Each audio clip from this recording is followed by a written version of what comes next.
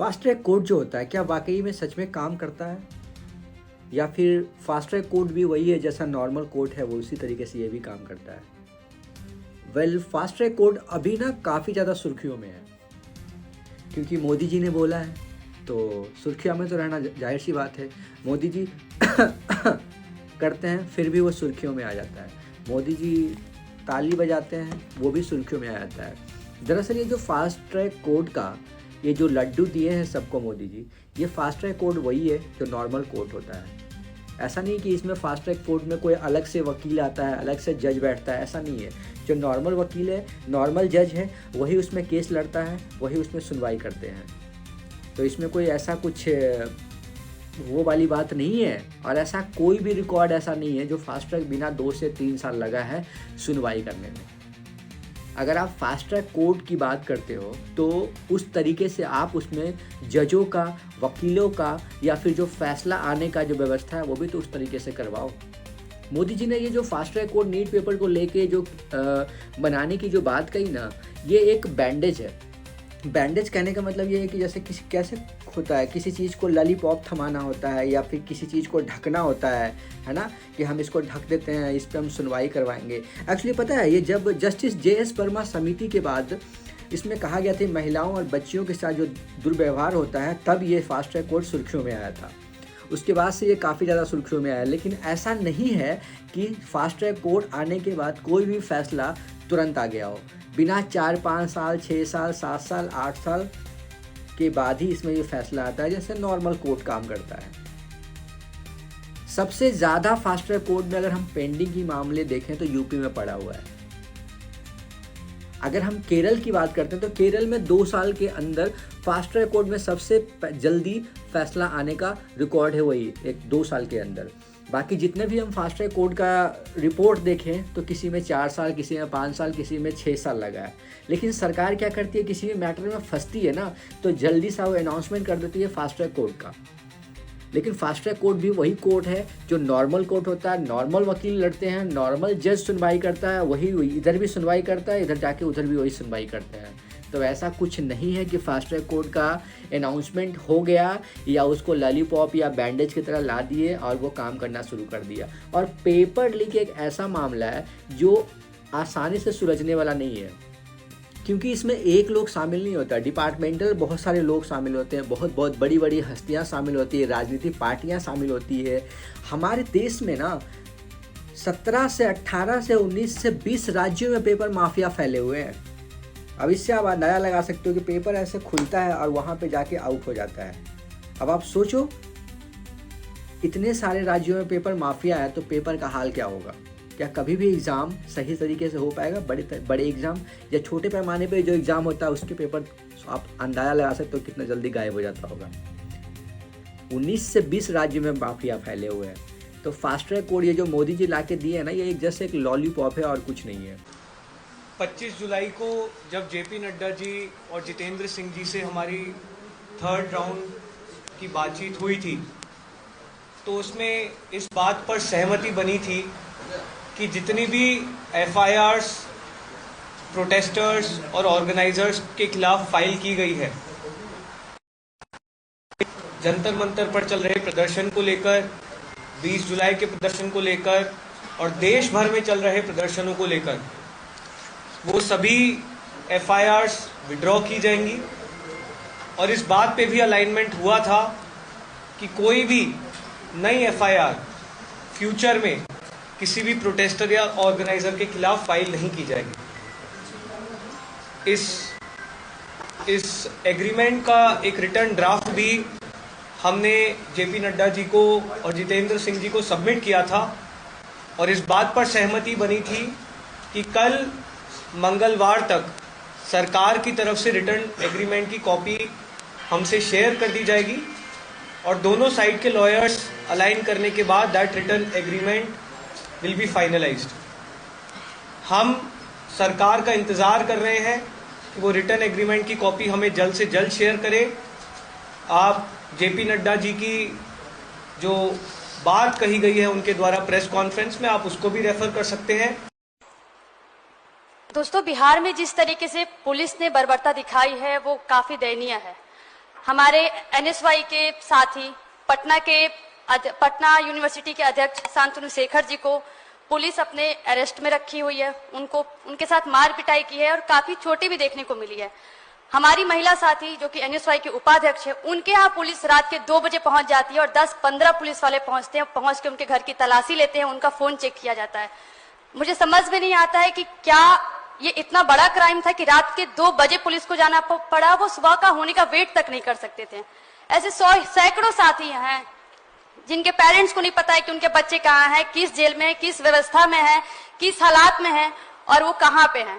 हमारे एक साथी जिनका नाम साहिल है, उनकी तबीयत खराब हो जाने पे पुलिस उनको डिटेन करके रखी थी, वापस छोड़ती है, वो ठीक होते हैं, फिर उनको वापस से डिटेन कर देती है और अभी हालत उनकी ऐसी है कि वो बहुत सीरियस नोट पे चल रहे हैं।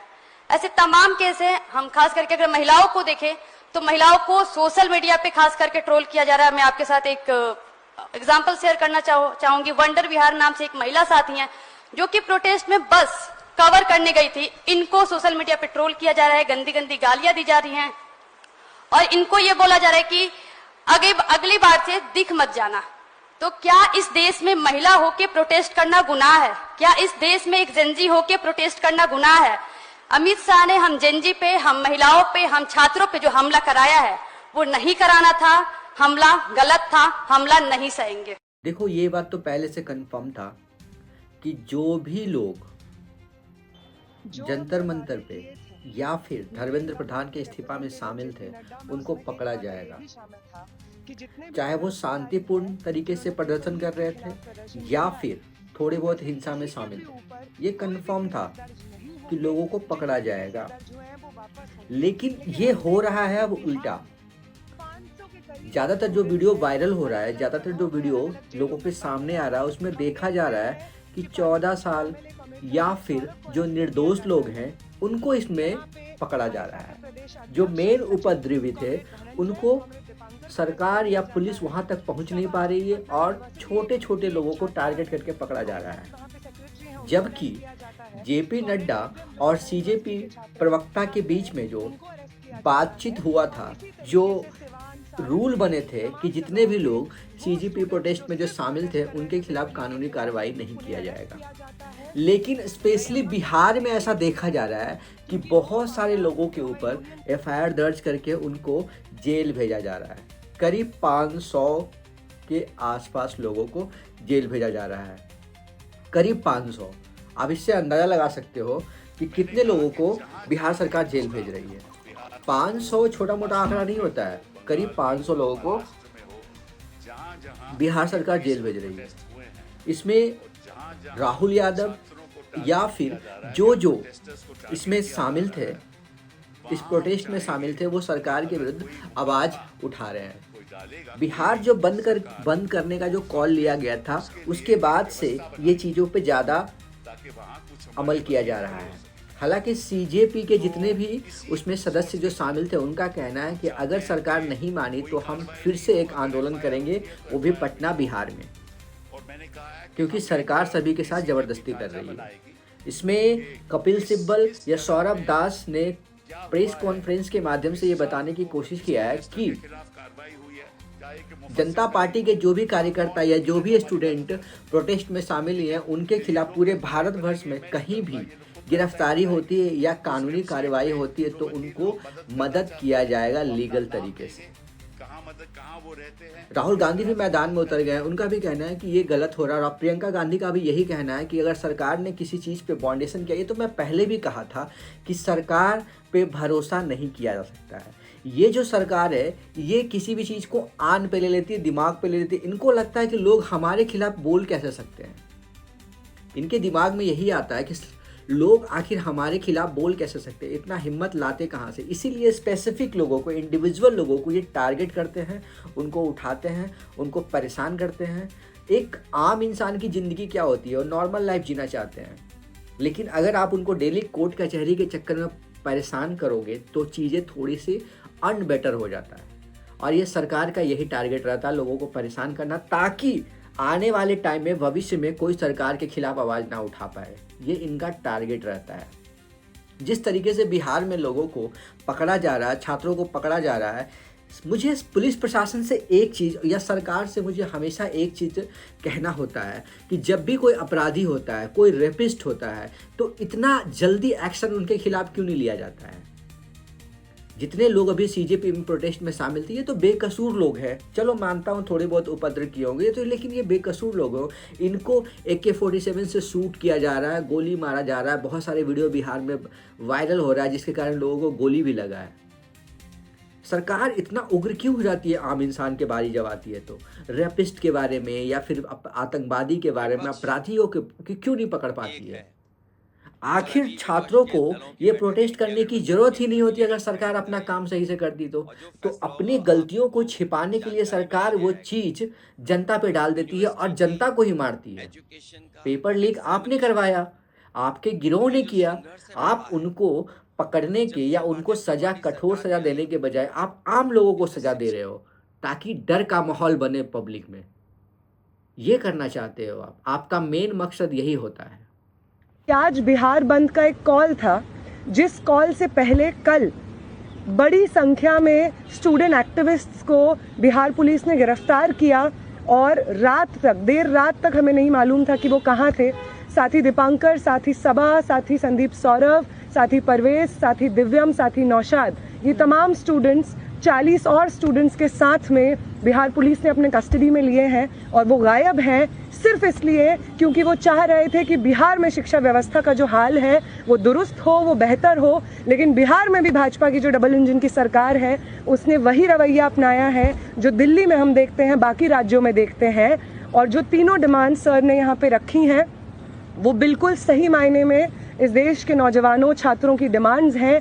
No step back on Dharmendra Pradhan's resignation, no change in ministry, no bill against paper leak is going to satisfy the demand कि replace the demand कि धर्मेंद्र प्रधान का इस्तीफा होना चाहिए।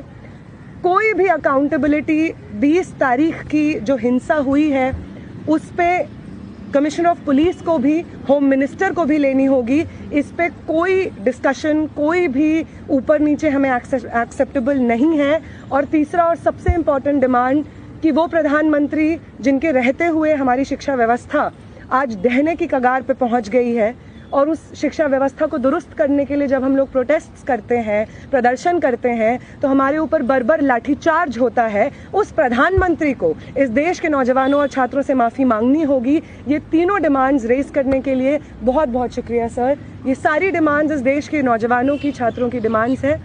मैंने कहा कि जहाँ जहाँ भी हिंदुस्तान में, बिहार में हो, आसाम में हो, बंगाल में हो, महाराष्ट्र में हो, जहाँ जहाँ भी पीसफुल प्रोटेस्ट हुए हैं और जहाँ जहाँ छात्रों को टारगेट किया जा रहा है या प्रोटेस्टर्स को टारगेट किया जा रहा है, वहाँ हम चाहेंगे कि अगर कोई मुकदमा कोई डालेगा, कोई भी सरकार, तो हम फिर उसके लिए एक व्यवस्था बनाएंगे ताकि वहाँ कुछ हमारे वकील खड़े हो सकें। तो इसी सोच के साथ हम चाहते हैं कि कोई कार्रवाई नहीं हो, अगर FIR होती है तो FIR विड्रॉ हो। और मैंने कहा है कि हम एक ये CJP ढांचा बनाएगी कि किस जगह पे क्या हुआ है, किस छात्र को, किस प्रोटेस्टर के खिलाफ कार्रवाई हुई है, चाहे कि मुफस्सिल में हुई हो, वहाँ कौन वकील है जो हमारी मदद कर सकता है। ठीक है, फिर ये लोग वेबसाइट बनाएंगे, मैं नहीं करूँगा, ये लोग खुद वेबसाइट बनाएंगे। उस वेबसाइट पे जो वकील लोग मदद करना चाहते हैं वो अपना नाम देंगे, कहाँ वो रहते हैं, किस तरह से मदद करेंगे, प्रो बोनो मदद करेंगे या उनके पास कुछ थोड़ा बहुत देना पड़ेगा। तो इस संदर्भ में मैंने कहा है कि मैं अपनी ओर से 1 करोड़ रुपया दूंगा, अपनी ओर से 1 करोड़ रुपया दूंगा। और साथ में ये आग्रह करूंगा हिंदुस्तान के वकीलों को और बाकी लोगों को कि वो भी हमारा इस फंड में पैसा दें ताकि हम हर जगह जहाँ जहाँ भी कानून का दुरुपयोग होगा, जहाँ जहाँ भी पीसफुल प्रोटेस्टर के खिलाफ गलत मुकदमे करे जाएंगे तो हम उनके लिए खड़े, हमारे वकील उनके लिए खड़े होंगे सारे हिंदुस्तान में।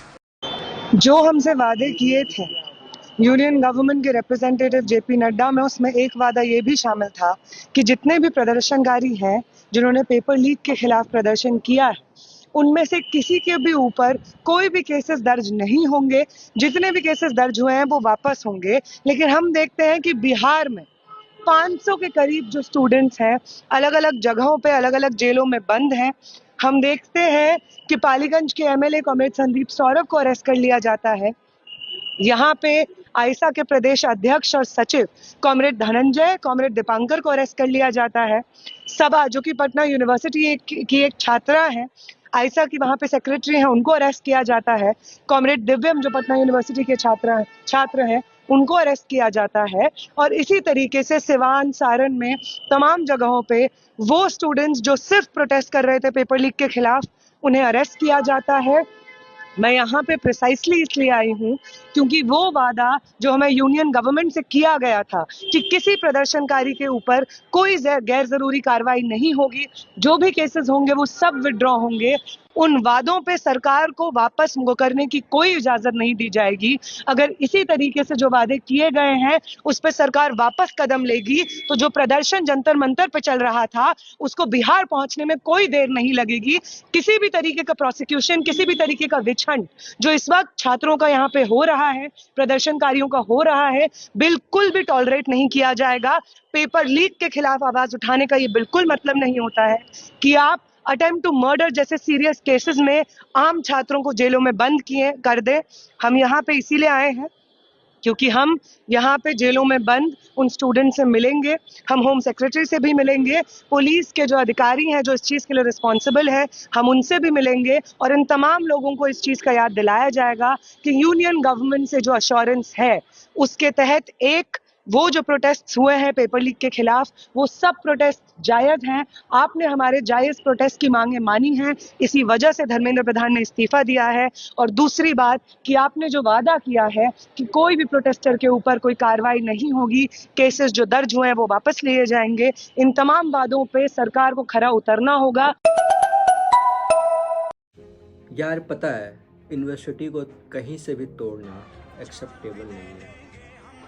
अगर आपको मुस्लिमों से इतना ज़्यादा प्रॉब्लम है तो उसका नाम चेंज कर दो। बट कॉलेज, यूनिवर्सिटी, स्कूल बनाने में कितना मेहनत लगता है पता है? एक बना के दिखा दो तब जाने। सिर्फ आप हिंदू मुस्लिम के नाम पे तोड़ना चाहते हो, गैर कानूनी घोषित करना चाहते हो। ऐसे ऐसे इंडिया में बहुत सारे गैर कानूनी हैं भाई, कितने नेताओं के बिल्डिंग गैर कानूनी बने हुए हैं, उनको तोड़ो। ये स्कूल, कॉलेज, यूनिवर्सिटी तोड़ के क्या साबित करना चाहते हो? एक यूनिवर्सिटी आप बना दो, एक कॉलेज बना दो आप, तब तो जाने।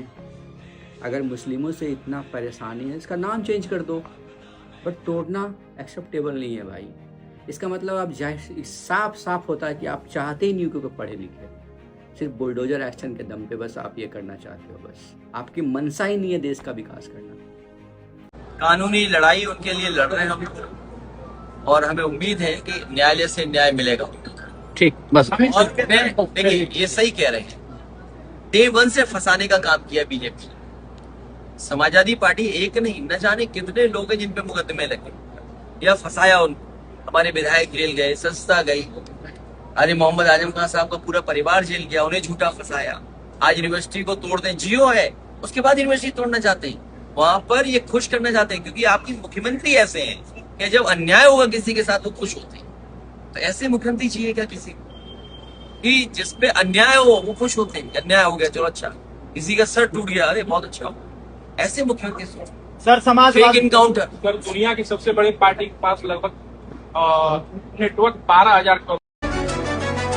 हाथों की लकीरें बदलेंगी, बदलेंगे हकीकत में सपने।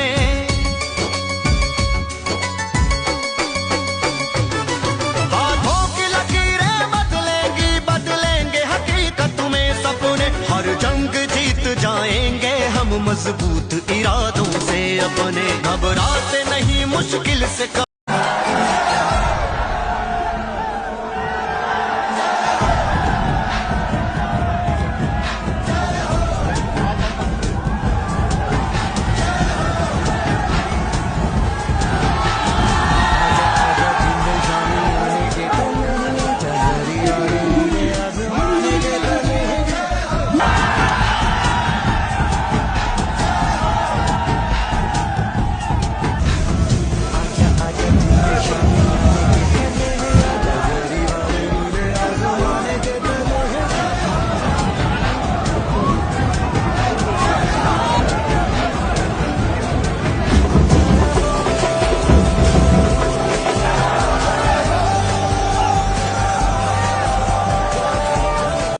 एक ऐसा मेडिकल कॉलेज बनाया है, आप देखेंगे तो राष्ट्रपति भवन शायद अच्छा न लगे, जहां बच्चे पढ़ेंगे, जहां प्रधानमंत्री जी बैठे हैं उस जैसा हो। तकरीबन 500 एकड़ जमीन पर एशिया का लगभग सबसे खूबसूरत विश्वविद्यालय है और ये मैंने इस तरह बनाया है मान्यवर, हाथ और दामन फैलाकर। मेरे बच्चों के 4 CBSE बोर्ड के स्कूल चलते हैं, 300-350 रुपए की फीस लेता हूँ। जिनके माँ बाप नहीं है उन्हें मुफ्त पढ़ाता हूँ, उन्हें ड्रेस मुफ्त देता हूँ, उन्हें किताबें मुफ्त देता हूँ। सड़क पर पत्थर तोड़ने वाला, रिक्शा चलाने वाला, मजदूरी करने वाले का बच्चा और बच्ची पढ़ता है तो मात्र 20 रुपया दिए जाते हैं। यूपी में भी एक यूनिवर्सिटी तोड़ने का इंतजाम किया जाएगा।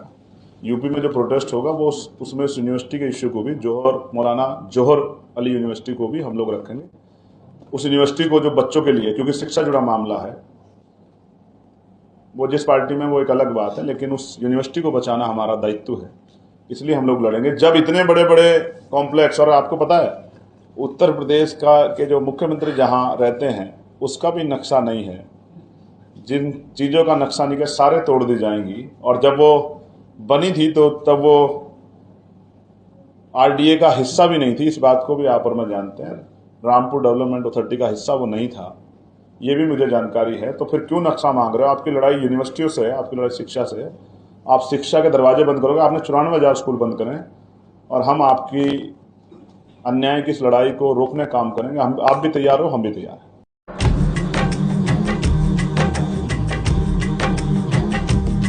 टूटने ना दो भारत का विश्वास तुम, जीत की लेके दिल में बढ़ो प्यास तुम।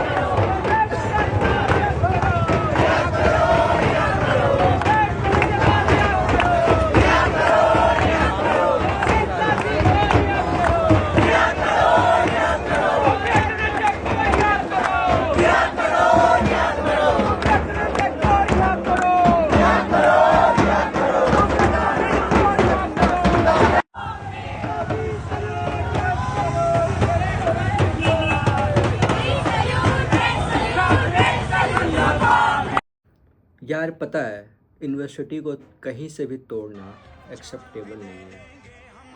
अगर आपको मुस्लिमों से इतना ज़्यादा प्रॉब्लम है तो उसका नाम चेंज कर दो। बट कॉलेज, यूनिवर्सिटी, स्कूल बनाने में कितना मेहनत लगता है पता है? एक बना के दिखा दो तब जाने। सिर्फ आप हिंदू मुस्लिम के नाम पे तोड़ना चाहते हो, गैर कानूनी घोषित करना चाहते हो। ऐसे ऐसे इंडिया में बहुत सारे गैर कानूनी हैं भाई, कितने नेताओं के बिल्डिंग गैर कानूनी बने हुए हैं, उनको तोड़ो। ये स्कूल, कॉलेज, यूनिवर्सिटी तोड़ के क्या साबित करना चाहते हो? एक यूनिवर्सिटी आप बना दो, एक कॉलेज बना दो आप, तब तो जाने। अगर मुस्लिमों से इतना परेशानी है, इसका नाम चेंज कर दो, बट तोड़ना एक्सेप्टेबल नहीं है भाई।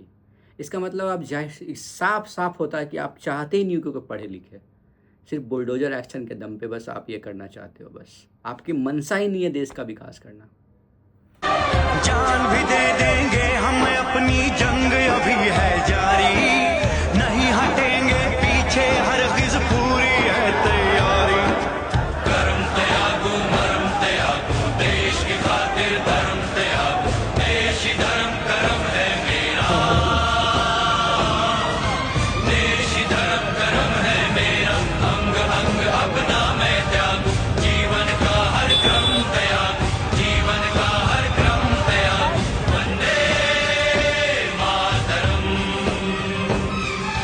वंदे। इस देश की अगर शिक्षा व्यवस्था को सच में सही करना है ना, सबसे पहले मुझे देश का अगर शिक्षा व्यवस्था को सही करना होता है तो सबसे पहले मैं अनपढ़ नेता जो होते हैं ना ये, और जिनको शिक्षा मंत्री बना दिया जाता है, सबसे पहले हम स्टार्ट करते हैं बिहार से। बिहार का जो शिक्षा मंत्री है ना, क्या वो डिजर्व करता है शिक्षा मंत्री बनना? आप लोग दिल से बताओ, दिल से बताओ, क्या वो बिहार का शिक्षा मंत्री बनना डिजर्व करता है? नहीं बनता है ना। इस देश में ना दिक्कत पता है क्या है सबसे बड़ा? हम किसी एक को हीरो मानते हैं और हीरो मानने के चक्कर में ना आज ये देश की हालत है। कोई भी पार्टी का हो, मादरचोद कोई भी पार्टी का हो, बीजेपी हो, कांग्रेस हो, आम आदमी पार्टी हो, 5 साल आपको राज करने का टाइम मिलता है। अगर 5 साल बाद अगर वो काम ना करे ना, उसको बदलो। कभी भी भगवान पे मत जाओ, कभी भी किसी जाति पे मत जाओ, कभी भी किसी धर्म पे मत जाओ। और अगर वो काम नहीं करता ना, उससे पूछो कि काम क्यों नहीं किया, और 5वें साल वो 6ठे साल आता ना, उसको भगाओ। लेकिन हम नहीं कर पाते हैं, पता है, क्योंकि हम किसी को महान बना के बैठे रहते हैं। यार देश की स्थिति पता कितनी बुरी है। सबसे ज़्यादा बिहार कितना, हम 1947 में आज़ाद हुए हैं भाई, अभी भी बिहार की स्थिति शिक्षा में क्या है। और जितने भी नेता हैं मादरचोद, इनके बच्चे कहाँ पढ़ रहे हैं? अच्छे अच्छे स्कूलों में पढ़ रहे हैं, और हम लंड हिला रहे हैं, हमारे ये फेवरेट है, हमारे वो फेवरेट है, हमारी ये फेवरेट है, हमारे वो फेवरेट है। क्या घंटा मिल रहा है तुम्हें? क्या मिल रहा है तुम्हें इससे? कुछ मिल रहा है तुम्हें इससे? अगर कुछ मिले तो बताइए, हम भी आके ले लेंगे भाई, फेवरेट हम भी बोल के। बिहार का शिक्षा मंत्री सबसे बड़ा गांडू है, उसको सबसे पहले हटना चाहिए।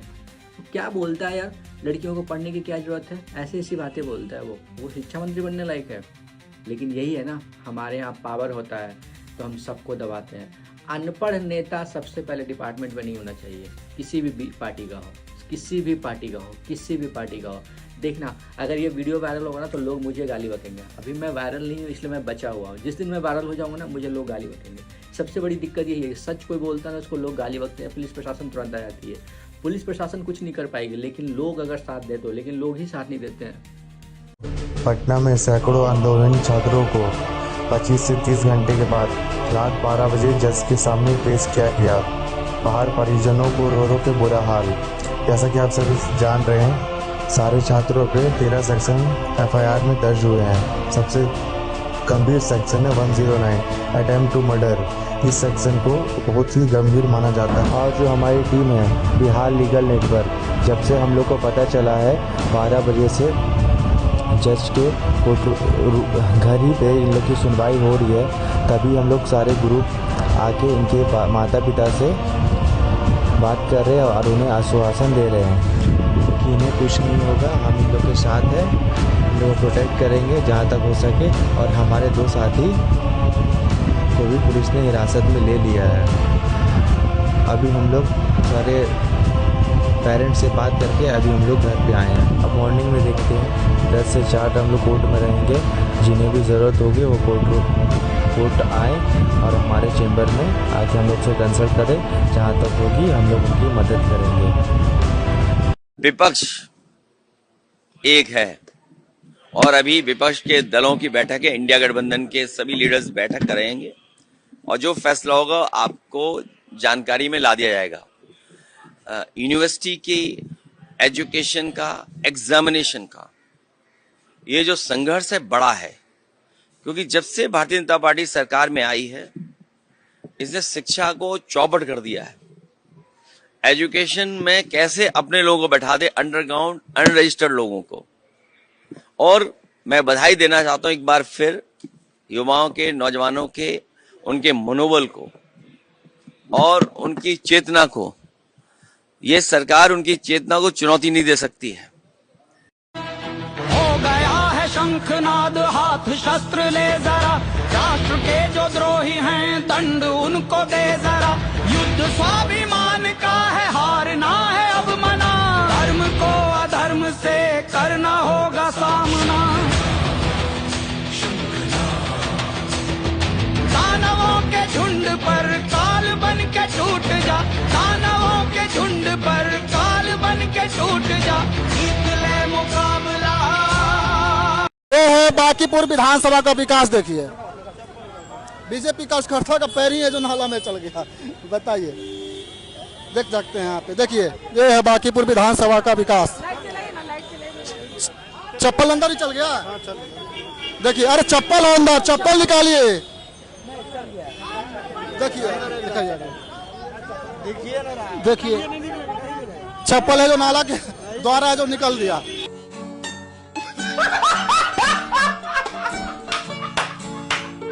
तेज प्रताप छात्र हैं, कल प्रोटेस्ट में शामिल होने? अरे भाई देखिए, जो छात्र प्रोटेस्ट में शामिल हुए हैं उनके केस वापस होंगे। अगर कोई इसी में अभी आपने कल प्रेस कॉन्फ्रेंस देखी होगी दिल्ली पुलिस की कि पाकिस्तान से सपोर्ट किए हुए कुछ लोग आकर के इसमें हैं, तो वैसे लोगों को थोड़ी कोई बचाने का काम करेगा। बिहार जो है देश को राह दिखाता है, लेकिन बिहार के हर एक जिलों में जिस प्रकार से सरकार और पुलिस ने कार्रवाई की है, कई सैकड़ों हजारों छात्राओं को अभी भी हर जिलों में हिरासत में लेने का काम किया है, गलत धाराएं लगा करके मुकदमा किया है। और कल जब तय हो चुका है कि आंदोलन खत्म हो रहा है, तो जितने आंदोलनकारी हैं उन पर से जो है मुकदमा जो है वापस लिया जाएगा।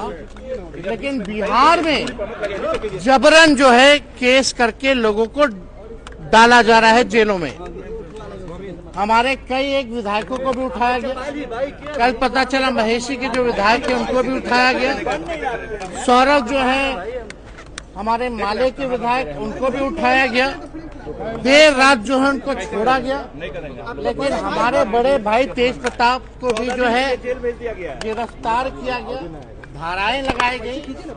जितने छात्र हैं, हम सरकार को सलाह देना चाहते हैं, जितने भी लोगों पर मुकदमा किया गया इस आंदोलन पर, जब कल दिल्ली में तय हो गया कि केस वापस लिया जाएगा, तो हम आग्रह करना चाहेंगे नहीं, बल्कि हम सरकार को चेतावनी देना चाहते हैं कि अगर कल तक सभी लोगों पर, जिन पर जेल में डाला गया, जो सैकड़ों हजारों जो हमारे छात्र हैं, जो बिहार और देश के भविष्य हैं, उन पर से सभी लोगों का मुकदमा वापस लिया जाए और उनको रिहा किया जाए। अगर वो रिहा नहीं करते हैं उन छात्रों को, तो हम लोग जो है बड़ा आंदोलन जो है करेंगे। और दुर्भाग्य है जब बिहार का मुख्यमंत्री ना उसके चेहरे पर वोट मिला, ना उसके काम पर वोट मिला, जो सड़क छाप गुंडा है, जिसपे खुद साथ साथ हत्या के मुकदमे हैं। दुर्भाग्य है कि पुलिस को भी गुंडा बनाने का काम किया गया। कल AK-47 जो है छात्रों पर जो है चलाई गई। 3 जो सिवान के जो छात्र हैं वो घायल हैं। और हर जगह से ये खबरें आ रही है कि बिहार में अलग अलग जिलों में जो है पुलिस ने गलत तरीके से जो है कार्रवाई की है, लोगों पर लाठियां बरसाई है, लोगों पर फर्जी मुकदमा किया है। तो हम कहना चाहेंगे कि कल तक अगर रिहा नहीं करोगे तो हम लोग एक बड़ा आंदोलन करेंगे। और ये सरकार को हम बताना चाहेंगे कि सरकार में जितना, खास तौर पे बिहार में 21 साल में चौधरी हाय हाय, अनपढ़ मुख्यमंत्री हाय हाय, शिवराज चौधरी हाय हाय, अनपढ़ मुख्यमंत्री हाय हाय, शिवराज चौधरी हाय हाय, अनपढ़ मुख्यमंत्री हाय हाय, शिवराज चौधरी हाय हाय,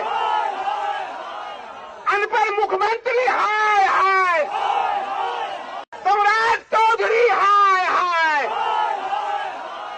अनपढ़ मुख्यमंत्री हाय हाय, शिवराज चौधरी हाय हाय, अनपढ़ मुख्यमंत्री हाय हाय, शिवराज चौधरी हाय हाय, अनपढ़ मुख्यमंत्री हाय हाय, शिवराज चौधरी हाय हाय, अनपढ़ मुख्यमंत्री हाय हाय,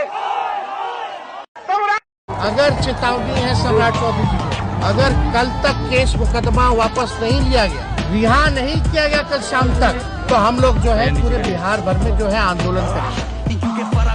तुझे छेड़ने की तलब है, तू नकली वाला मर्द, मर्दानगी पे कलंक, हैवानियत की शक्ल, जितनी तुझ में गर्मी उससे ज्यादा गर्म मेरा कलम, क्यों इतना बेशरम। भाग भाग भाग शेर है शेर, भाग भाग भाग शेर है शेर, भाग भाग इस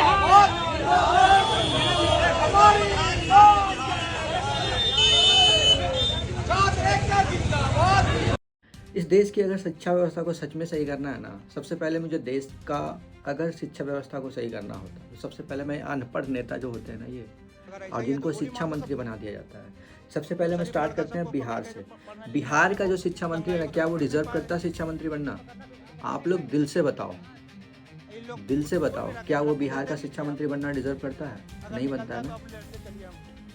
इस देश में ना दिक्कत पता है क्या है सबसे बड़ा, हम किसी एक को हीरो मानते हैं और हीरो मानने के चक्कर में ना आज ये देश की हालत है। कोई भी पार्टी का हो, मादरचोद कोई भी पार्टी का हो, बीजेपी हो, कांग्रेस हो, आम आदमी पार्टी हो, 5 साल आपको राज करने का टाइम मिलता है। अगर 5 साल बाद अगर वो काम ना करे ना, उसको बदलो। कभी भी भगवान पे मत जाओ, कभी भी किसी जाति पे मत जाओ, कभी भी किसी धर्म पे मत जाओ, और अगर वो काम नहीं करता ना उससे पूछो कि काम क्यों नहीं किया, और 5वें साल वो 6ठे साल आता ना उसको भगाओ। लेकिन हम नहीं कर पाते हैं, पता है, क्योंकि हम किसी को महान बना के बैठे रहते हैं। यार देश की स्थिति पता है कितनी बुरी है। सबसे ज़्यादा बिहार, कितना हम 1947 में आज़ाद हुए हैं भाई, अभी भी बिहार की स्थिति शिक्षा में क्या है। और जितने भी नेता हैं महादरचोद, इनके बच्चे कहाँ पढ़ रहे हैं? अच्छे अच्छे स्कूलों में पढ़ रहे हैं, और हम लंड हिला रहे हैं, हमारे ये फेवरेट है, हमारे वो फेवरेट है, हमारी ये फेवरेट है, हमारे वो फेवरेट है। क्या घंटा मिल रहा है तुम्हें? क्या मिल रहा है तुम्हें इससे? कुछ मिल रहा है तुम्हें इससे? अगर कुछ मिले तो बताइए, हम भी आके ले लेंगे भाई, फेवरेट हम भी बोल के। बिहार का शिक्षा मंत्री सबसे बड़ा गांडू है, उसको सबसे पहले हटना चाहिए। क्या बोलता है यार, लड़कियों को पढ़ने की क्या ज़रूरत है, ऐसी ऐसी बातें बोलता है वो शिक्षा मंत्री बनने लायक है? लेकिन यही है ना, हमारे यहाँ पावर होता है तो हम सबको दबाते हैं। अनपढ़ नेता सबसे पहले डिपार्टमेंट में नहीं होना चाहिए, किसी भी पार्टी का हो, किसी भी पार्टी का हो, किसी भी पार्टी का हो। देखना, अगर ये वीडियो वायरल होगा ना तो लोग मुझे गाली बकेंगे। अभी मैं वायरल नहीं हूँ इसलिए मैं बचा हुआ हूँ, जिस दिन मैं वायरल हो जाऊँगा ना मुझे लोग गाली बकेंगे। सबसे बड़ी दिक्कत यही है, सच कोई बोलता है ना उसको लोग गाली बकते हैं, पुलिस प्रशासन तुरंत आ जाती है। पुलिस प्रशासन कुछ नहीं कर पाएगी, लेकिन लोग अगर साथ दे तो, लेकिन लोग ही साथ नहीं देते हैं। आप लोग को गिरफ्तार किया है, कल गांधी मैदान 2 बजे किया है, अभी शाम में लेकर आया है ना। क्या नाम है आप लोग का? आप लोग प्रोटेस्ट में थे?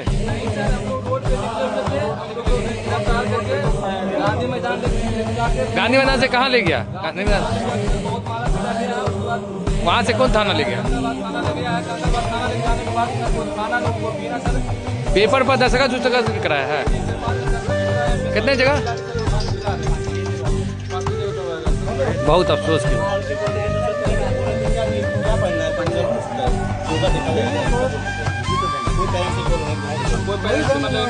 ठीक। धर्मेंद्र प्रधान का इस्तीफा लेना था, हमने ले लिया पूरे जोर शोर से।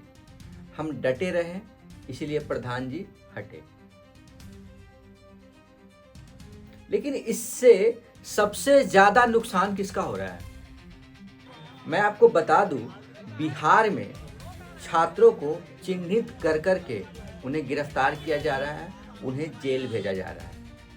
बिहार के कई शहरों से ऐसा वीडियो आया है, जैसे दरभंगा हो गया, बक्सर हो गया, भागलपुर हो गया, पटना हो गया। स्टूडेंटों को चिन्हित किया जा रहा है, छात्रों को चिन्हित किया जा रहा है, उन्हें गिरफ्तार किया जा रहा है और जेल में डाल दिया जा रहा है। उनकी गलती क्या थी? उनकी गलती बस ये है कि उन्होंने सरकार के खिलाफ आवाज उठाया, अपना एक बेहतर भविष्य के लिए उन्होंने आवाज उठाया। लेकिन सरकार दमन की नीति पे आ गई है। सरकार को लगता है अगर हमारे खिलाफ कोई बोलेगा उसको हम दबाएंगे, सीधे जेल भेजेंगे। लिखने वाले को, दंगाई को तो पकड़ नहीं पाए। 20 तारीख को जो जंतर मंतर पे हुआ था, क्या वो कम था? देख लीजिए आप।